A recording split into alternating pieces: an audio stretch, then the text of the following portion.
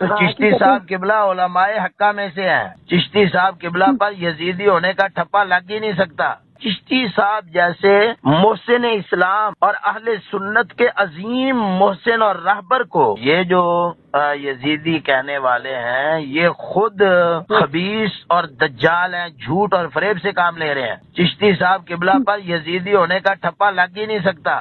اچھا، میں عرض کر رہا تھا کہ یہ بعض شر پسند عناصر جو ہے نا استاد صاحب قبلہ کے بیان کردہ مسئلہ یزید کو غلط رنگ دے رہے ہیں. جی استاد صاحب قبلہ کے بیانات میں بھی کہیں یزید کی حمایت کی جھلک نہیں ہے اور نہ دور کا واسطہ ہے. جی اور یہ جو کہا جا رہا ہے کہ چشتی صاحب کو یزیدی کہہ دیا گیا ہے اور یزیدی کا ٹھپا لگا دیا گیا ہے، یہ سب ان شر پسند عناصر کی طرف سے ہے. ورنہ کتاب کے پہلے صفحے پر ٹائٹل پیج پر یزید پلید یہ مبتدا بے ہے، یہ کتاب کی ابتدا ہے. جی جی یعنی اس سے کتاب کی ابتدا کی جا رہی ہے، اس کو پلید کہنے سے. جی جی اور امام عالی مقام کو ہم کہتے ہیں حسین پاک اور اس کو کہتے ہیں ہم یزید پلید. جی جی اب بتائیے کہ جو ہم کو یزیدی کہے یا سمجھے وہ پلید ہے کہ نہیں؟ اچھا، بات سماعت فرمائے نا، پہلے بات سماعت فرمائے نا.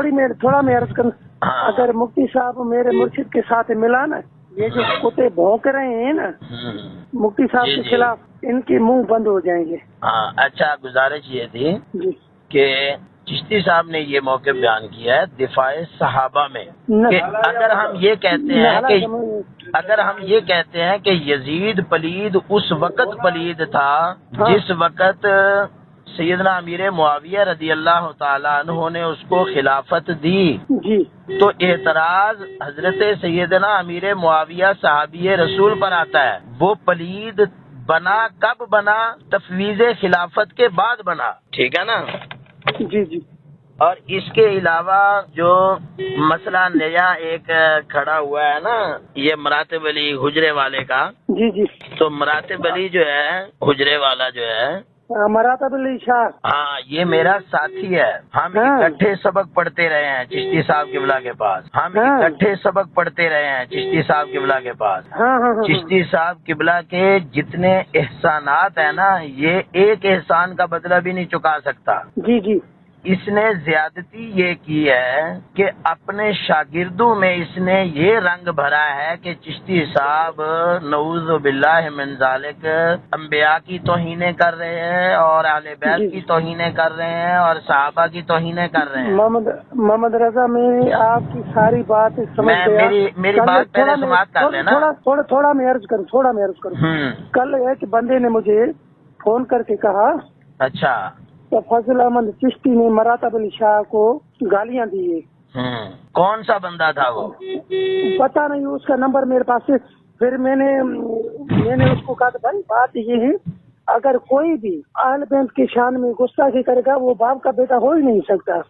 لیکن رہی بات چشتی صاحب کا میں نے پورا بیان سنا ہوا ہے. اب وہ حدیث پاک جو ہے نا وہ یہ ہے کہ علماء کی اور سادات کی، جی علماء اور سادات کی توہین کرنے والا جو ہے نا وہ حیضی یا حرامی بچہ ہوتا ہے. ہاں ٹھیک ہے نا؟ تو علماء حقہ کی توہین بھی تو یہ اسی زمرے میں ہے نا. تو چشتی صاحب قبلہ علماء حقہ میں سے ہیں. مراتب علی کی چشتی صاحب نے توہین کوئی نہیں فرمائی. جی دیکھیں وہ استاد ہیں، استاد کو حق ہوتا ہے کہ وہ تعزیری سزا طالب علم کو دے سکتا ہے. وہ تعزیری سزا قولی ہو یا فعلی ہو، وہ زبان سے بھی اپنے شاگرد کو جو ہے زجر و توبیخ کے الفاظ بول سکتا ہے سمجھانے کے لیے، اس کی تربیت کے لیے، اس کی تعلیم کے لیے، اس کی اصلاح کے لیے. اور اس کے ساتھ وہ ہاتھ کے ساتھ بھی سزا دے سکتا ہے اگرچہ وہ سیدی کیوں نہ ہو. تعظیم فعل قلب ہے، دل کے ساتھ تعظیم کا تعلق ہے. اگر چشتی صاحب قبلہ نے کوئی زجر و توبیخ کے لیے، ڈانٹ ڈپٹ کے لیے،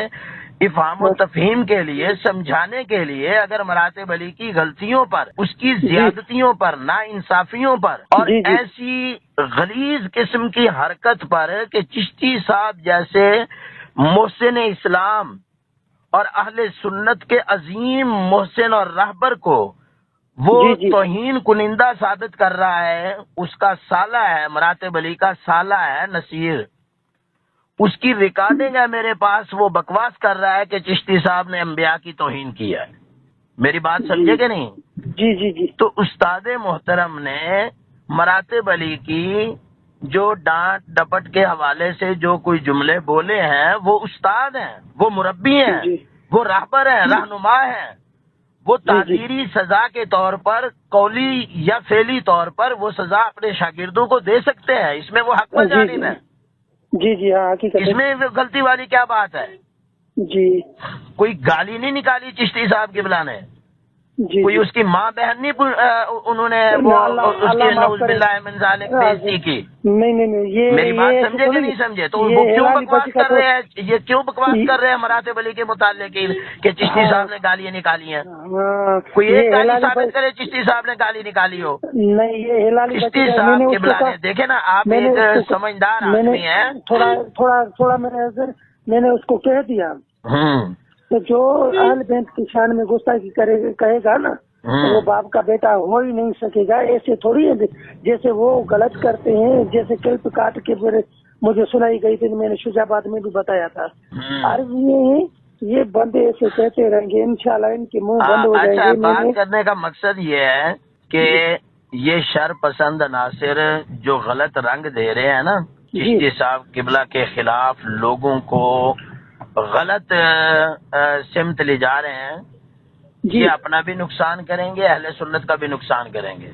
بھائی اپنا کریں گے، اہل سنت کو کیا کریں گے؟ کچھ بھی نہیں کریں گے. آپ میرے دوست آدمی ہیں، مخلص دوست ہیں، آپ سے میرا پرانا رابطہ ہے.